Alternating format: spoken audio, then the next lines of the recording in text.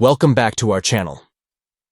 In this video, we will show you how to change your password while logging in on X, Twitter, using your PC. Follow these simple steps to ensure the security of your account. Step 1.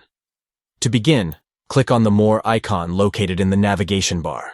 From the drop-down menu, select Settings and Privacy. Step 2. Once you're in the Settings and Privacy section, navigate to your account. Look for the option that says Change Your Password and click on it. Step 3.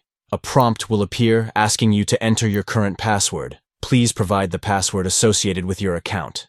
Step 4. Next, you'll need to enter your new password. Choose a strong and unique password that you haven't used before. Step 5.